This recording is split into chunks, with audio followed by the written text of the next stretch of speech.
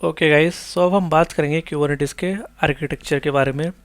सो एक बहुत ही important topic है और अगर आप इंटरव्यू देते हो तो 10 इंटरव्यू में से आपसे 9 to 8 टाइम्स आपसे क्यूबरनेटिस का आर्किटेक्चर एक्सप्लेन करने को बोला जाएगा। ओके। सो मैं जैसे बताता हूँ आपको, जैसे एक्सप्लेन करता हूँ, आप सेम उसको चाहे तो आप रट लो, ठीक है, क्योंकि ये आपको इंटरव्यू में पूछा ही जाएगा। और वैसे भी आपको इसकी अंडरस्टैंडिंग होनी चाहिए क्योंकि ये बहुत बहुत ही क्रिटिकल टॉपिक है एक, कि कैसे सारा जो कुबरनेटिस का क्लस्टर है वो कैसे काम करता है। ठीक है। सो सबसे पहले हम आते हैं worker node and control plane पे। तो कुबरनेटिस का जो आर्किटेक्चर है वो मेन दो पार्ट्स में डिवाइड होता है। ठीक है, हमारे पास जो फर्स्ट रहेगा वो हमारे पास रहेगा, पहला जो है वो हमारे पास रहेगा control plane. So control plane क्या होता है? It's a brain of Kubernetes. ठीक है, कंट्रोल प्लेन बोलते हैं कहीं इसको, और इसको मास्टर भी बोलते हैं। ठीक है, मास्टर नोड भी बोलते हैं। ठीक है, तो याद रखना, कंफ्यूज नहीं होना है। इसको दो नाम से हम बुलाते हैं, कंट्रोल प्लेन या मास्टर नोड। ठीक है, और दूसरी जो होती है हमारे पास वो होती है हमारी वर्कर नोड। ठीक है, ये होती है हमारी वर्कर नोड, राइट। तो वन बाई वन डिस्कस कर लेते हैं इन दोनों के बारे में, इनका क्या रोल है एंड क्या रिस्पॉन्सिबिलिटीज़ है। सो जो वर्कर नोड होती है, जहाँ पे हमारा एप्लीकेशन का एक्चुअल वर्कलोड चलता है, मीन्स जहाँ पे हमारी जो एप्लीकेशंस होती है वो चल रही होती हैं। ठीक है। बात करते हैं कंट्रोल प्लेन के बारे में। इसमें कुछ कंपोनेंट्स होते हैं, ठीक है, उनके बारे में बात कर लेते हैं। हमारा फर्स्ट कंपोनेंट जो होता है वो होता है एक एपीआई सर्वर। ठीक है, इसको हम क्यूब एपीआई सर्वर भी बोलते हैं, एपीआई सर्वर बोलते हैं या क्यूब एपीआई सर्वर। सो आप मीन्स आप अपने अकॉर्डिंग बता सकते हैं कि इसको क्या बोलना है। ठीक है, याद रखना आप इसको। ठीक है, तो जो क्यूब एपीआई सर्वर होता है तो यही सब कुछ मैनेज करता है। तो जो हमारा जो कंट्रोल प्लेन है, it's called as a brain of the Kubernetes, right. And इसमें मल्टीपल कंपोनेंट्स होते हैं जिनकी मल्टीपल रिस्पॉन्सिबिलिटीज़ होती हैं। ठीक है, तो सबसे पहले आता है हमारा क्यूबरनेटिस का एपीआई सर्वर। ये क्यूबरनेटिस का एक काइंड ऑफ से फ्रंट एंड है जहाँ से सारी कम्युनिकेशन एपीआई सर्वर के थ्रू होती है। ठीक है, तो जब भी आप kubectl कमांड यूज़ करते हो तो वो एपीआई सर्वर से बात करती है। मान लो ये आपका लैपटॉप है और आप यहाँ से कमांड चलाएंगे kubectl एंड रन, जो भी आपको पॉड क्रिएट करना है। ठीक है, तो आप जो भी कमांड चलाएंगे यहाँ से, तो वो सबसे पहले कहा जाएगा, वो जाएगा आपका, वो हो जाएगा आपका एपीआई सर्वर के पास रिक्वेस्ट। ठीक है, तो जो भी रिक्वेस्ट होगा वो आपका फर्स्ट एपीआई सर्वर पे ही जाएगा। ठीक है, so API server is like a front end, means जो कुछ भी कम्युनिकेशन होना है, so it has to be gone through the API servers. Then हमारा नेक्स्ट आता है हमारा ईटीसीडी, राइट। सो अब ईटीसीडी क्या होता है? सो ईटीसीडी हमारा एक की वैल्यू, एक डेटाबेस है। ठीक है, सो अब की वैल्यू डेटाबेस है तो ये स्टोर क्या करता है? तो हमें पहले आपको क्रॉस क्वेश्चन हो सकता है कि ये स्टोर क्या करता है। तो हम जो भी पॉड का कॉन्फ़िगरेशन बता रहे होते हैं कि कितने पॉड चलेंगे, नंबर ऑफ पॉड्स, हमने सीक्रेट्स अप्लाई किए, हमने कॉन्फ़िग अप्लाई किए, तो जो भी क्लस्टर से रिलेटेड इन्फॉर्मेशन है जो हम डिप्लॉय कर रहे हैं, मीन्स कितने उस पर पॉड चलेंगे, उस पर कितने रिसोर्सेज चलेंगे। ठीक है, सो जो भी डिटेल्स हैं वो डेटाबेस में स्टोर होती हैं। ठीक है, तो ये आपको याद रखना है कि ईटीसी की फंक्शनैलिटी होती है कि जो भी हमारी कॉन्फ़िगरेशंस हैं पॉड से रिलेटेड या कोई भी ऑब्जेक्ट से रिलेटेड, वो यहाँ पे स्टोर होती है। So it's kind of a database for the Kubernetes. Okay, and next हम बात करते हैं स्केड्यूलर की। हमारे पास होता है एक स्केड्यूलर। अब स्केड्यूलर का काम क्या होता है? मान लो जब कभी भी आप एक पॉड क्रिएट करेंगे तो पहले कमांड तो जाएगी हमारी किसके पास, एपीआई सर्वर के पास। देन एपीआई सर्वर किसके पास जाएगा, हमारा हमारा एपीआई सर्वर जाएगा डीबी के पास कि भाई मेरे पास ये रिक्वायरमेंट्स आई हैं और इनको सेव कर लो, ठीक है। फिर उसके बाद एपीआई सर्वर वापस जाएगा, फिर स्केड्यूलर को कमांड देगा कि तुम्हें ये स्केड्यूल करनी है, एक पॉड बनाना है हमें, फिर ये इसको बताएगा, ठीक है। और ये जो स्केड्यूलर होगा फिर वापस इसको रिस्पॉन्स देगा, और API server then worker node पे जाएगा। तो वर्कर नोड की अभी हम बात नहीं करेंगे, आपको बस यहीं तक याद रखना है, ठीक है, कि जो स्केड्यूलर होगा वो स्केड्यूल करता है पॉड्स को, बट इट शुड बी, जो भी रिस्पॉन्स होगा, मान लो 2 पॉड बनाने हैं तो वो एपीआई सर्वर को बता देगा कि भाई 2 पॉड बनाने हैं, और एपीआई सर्वर यहाँ पे क्यूबलेट से बात करेगा, फिर वो क्यूबलेट होगा वो यहाँ पे पॉड्स बना देगा, ठीक है। तो स्केड्यूलर का काम होता है कि मान लो मल्टीपल यहाँ पे वर्कर नोड्स चल रही हैं, तो एक तो पहले आइडेंटिफाई करने की किस पे लोड कम है, ठीक है।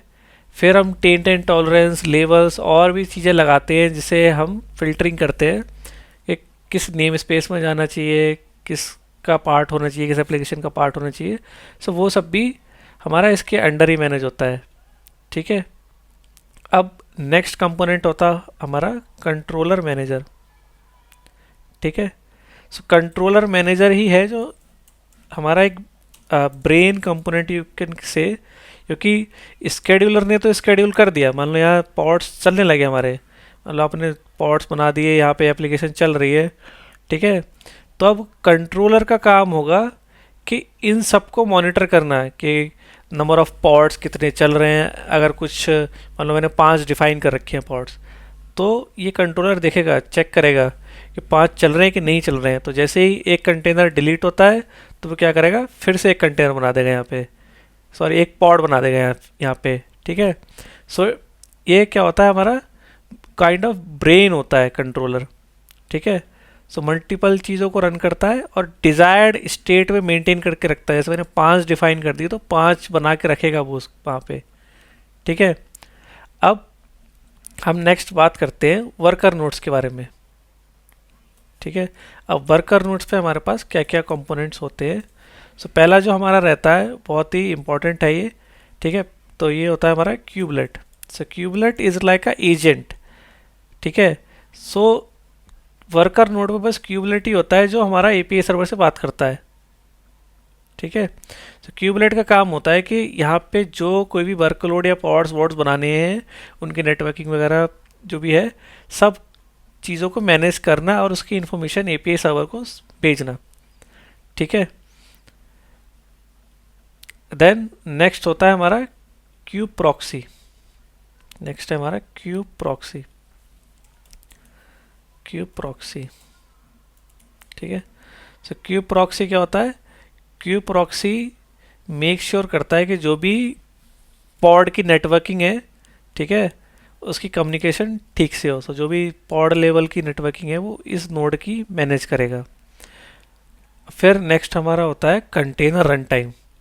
अब कंटेनर रन टाइम क्या होता है, यहाँ पे कंटेनर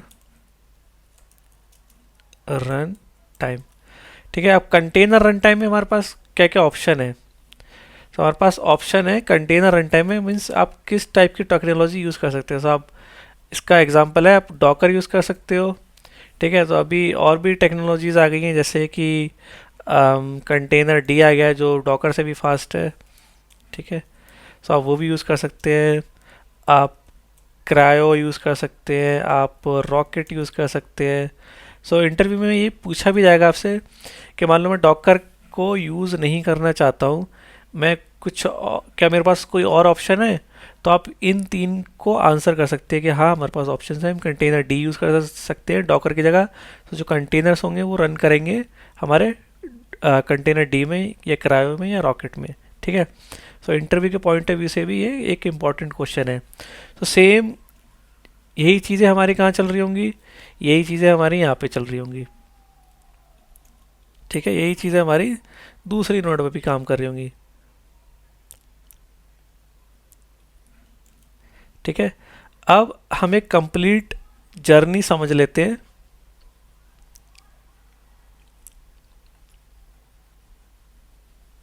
ठीक है, कैसे आ, काम करता है सारी चीज़ें एक बार वो समझ लेते हैं हम, ठीक है। तो कैसे सारी चीज़ें सेव होती है, कैसे हम जब kubectl अप्लाई चलाते हैं।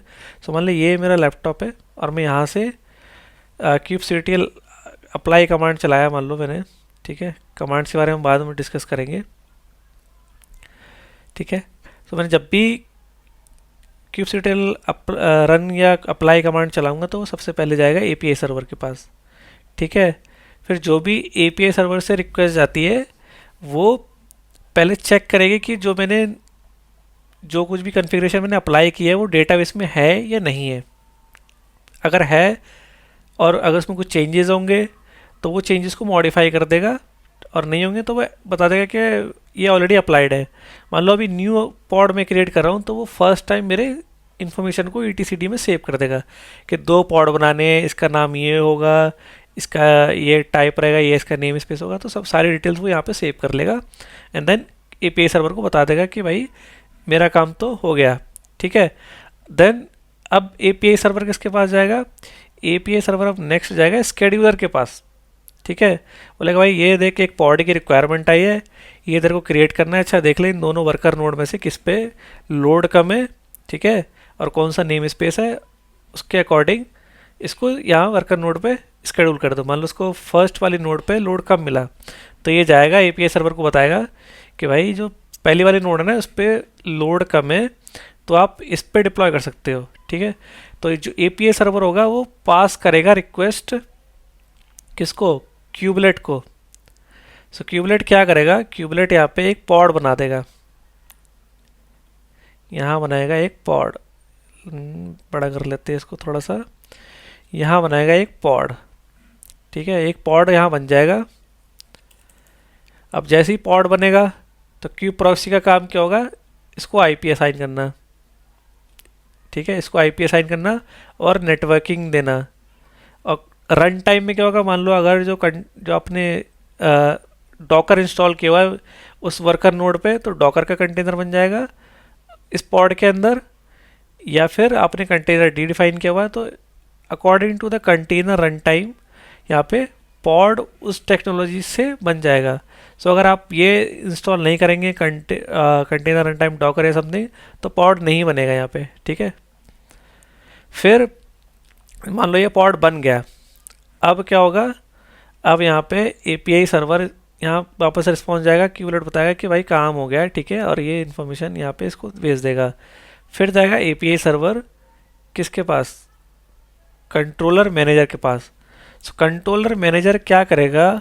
वो कंटिन्यूसली मॉनिटर करेगा इस पॉड को, जो हमारा पॉड है वो इस पॉड को कंटिन्यूसली मॉनिटर करता रहेगा, ठीक है। इसको मॉनिटर करता रहेगा कि अगर ये डिलीट होता है या क्रैश होता है या कोई भी इशू आता है इसमें तो वो उसको रिक्रिएट कर देगा, ठीक है। तो ये था हमारा कंप्लीट आर्किटेक्चर। आई होप आपको समझ में आया होगा। अगर नहीं आया तो आप कमेंट करें और मेरे को बताएं कि क्या समझ में नहीं आया, और कोई आप डिफरेंट टॉपिक के बारे में जानना चाहते हो तो उसके बारे में बताएं। ओके, आप